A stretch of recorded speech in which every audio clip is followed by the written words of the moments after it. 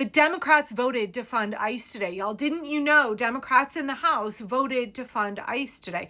This is the comment that I keep getting over and over again. So I was in an organizing meeting when the House voted to pass the DHS funding bill. And I opened up my comments on a couple different platforms, and it was just like tons of people being like, the Democrats have betrayed us. The Democrats passed this funding bill for ICE. Okay, first of all, if every single Democrat had voted against this funding bill, it still would have passed because the Republicans control the House. The Republicans are the ones funding ICE. The Republicans crammed through the big, nasty, bloated budget betrayal bill, whatever it is the fuck you want to call it. They are the ones who are spending tens of billions of dollars of our taxpayer money to fund ICE's lawless reign of terror. That is solely, squarely on the shoulders of every single Republican who voted for it. Please stop saying the Democrats passed this bill. That's not what happened. I understand that you're frustrated at the handful of Democrats who voted for this. I want to talk about them in just a second because fuck those guys. We should be mad at them.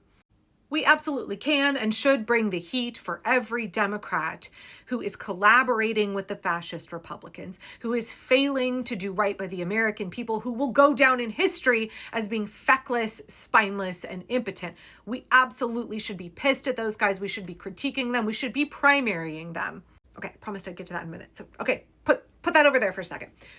It is Republicans who are the fascist party that is driving this democracy into the ground. The reason we are in this mess is because of Republicans in the House and the Senate. The reason that this bill passed the House today is because of Christo-fascist Keebler elf Mike Johnson and the Republicans. Which is why it's so important that we all show up in the midterms, because right now these fuckers have a majority in the House and they can cram through everything. Even though that majority is it's really razor thin right now, they still have that majority, and it only requires a simple up-down vote in the House to push it along to the Senate. Now, it's not over. It's not over when it comes to this bill, but let's take a moment and address those Democrats who voted along with the fascist Republicans today. No Democrat should be voting to fund ICE's reign of terror against Americans. It's nonsensical to me. Here's the list, and at least 3 of these names should not surprise you. Jared Golden, Henry Cuellar, and oh look, just north of me in Washington State, it's Marie Gluesenkamp Perez yet again. Right, so here's the full list. 7 of them, 7 Democrats. So all y'all in my comments saying, Democrats voted to fund DHS. No, they didn't. 7 Democrats betrayed all of us, and 3 of them are the usual suspects. Many days ago, the Progressive Caucus, which is nearly 100 members of Congress, stood up and said they would not vote for this. And guess what? They upheld their promise today. They upheld their promise and they did the right thing, and they deserve props. Every Democrat who is finding their spine, they deserve their flowers. We should be supporting them. We should be applauding them. So right now, if your Democratic elected did not vote for this god-awful bill, you should be calling them and thanking them. You should be posting on social media, thanking them for being on the right side of history and doing the right thing, making the hard stand against funding ICE's reign of terror.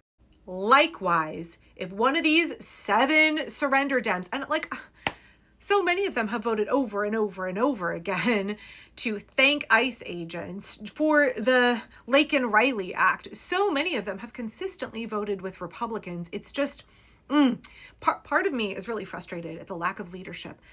Hakeem Jeffries said that he wouldn't support this, but then he didn't whip these 7 together to vote with the rest of the party. And I appreciate that our representatives are not going to be unified in every respect. I understand their job is to represent us. And so therefore, we are going to see sometimes some people voting in a way that they feel represents their constituents and that may piss off people in more progressive districts. I understand that. But we are literally fighting fascism right now, an out-of-control, lawless paramilitary force that has an internal memo that was leaked yesterday saying that they can freely violate the 4th Amendment, right? They are trying to obliterate our constitutional rights. No Democrat should be voting for any bill that funds ICE right now. And I think most Democrats in the House understand that, right? All of them but 7 did the right thing.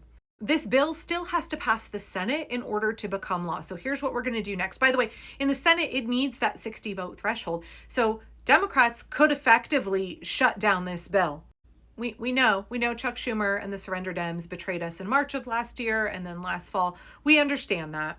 The absolute wrong thing for us to do right now is say, because Senate Democrats, or a handful of them, 7 of them, have fucked us over in the past, that we're going to let them get away with it this time. No, mass public opposition, mass public feedback. That is the answer. We have to do a couple of things right now.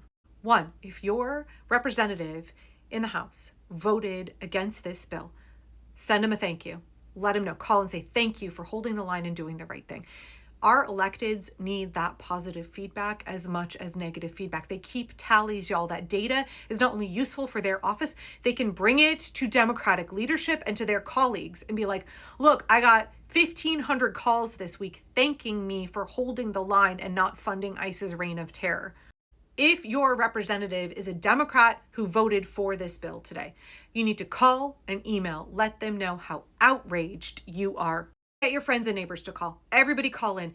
Again, when we are giving feedback to elected officials, it's not 1 or 2 calls here, 5 or 6 calls here. It's a flood. They need 1,000 calls in a week. It needs to be the number one subject that representative got calls on that week. It needs to be a huge number of people for them to pay attention. You can write an op-ed for your local paper. You can post on social media about it. Make a big angry Facebook post. Absolutely send them an email. Absolutely make an appointment and go meet with their staff. You have a right to meet with your elected officials or their staff members. It's often easier to get an appointment if you agree to meet with their staff instead of them directly. Go do it. They work for you. If you as the constituent feel that they are misusing your share of power that you have loaned them to govern on your behalf, you better fucking let them know. Let them know. It is your civic duty to provide feedback to your elected officials, especially when they fuck it up real bad. Likewise, if you live in a Republican district, your member of Congress is still supposed to represent you and every single member of your district. You can feel like it's useless, y'all, but they don't like it when they get negative feedback. They do not like it, so get on the horn. Like, if you're not willing to take 3 minutes out of your day to call your member of Congress every single day, then that's like the barest minimum that you should be giving, is calling your electeds every day. You don't have to be rude. Don't be rude. Their staff members don't deserve your abuse, right? Concise, clear about your expectations and your feedback. Take 60, 90 seconds, call. That's it. It's less than 3 minutes start to finish, y'all, especially if you have your number in their contacts. Just call them. I don't care if you don't like to talk on the phone. Call them. Okay, so we know what we're doing for our representatives in the House, right? If they did the right thing, we're going to give them their flowers. If they did the wrong thing, no matter which party they belong to, we are going to give them an earful. Oh, and one more thing about the 7 Democrats who voted to fund ICE today before I pivot over to the Senate. Good time to identify who are the primary challengers in your district. Who's running against them in the primaries, and what are their positions on ICE? Funding ICE, abolishing ICE. What are their positions on standing strong and being a fighter against fascism? We need elected officials with a spine. These 7 showed that they don't have it. Who's running against them? Start talking up their primary opposition and let them know, hey, I know who's running against you in the primaries. They will be getting all of my support. They'll be getting all of my support, and I'll tell all my neighbors about them. Okay, now pivot to the Senate. So we have seen a number of Senate Democrats who are already like weak as fuck, right? Chuck Schumer weak.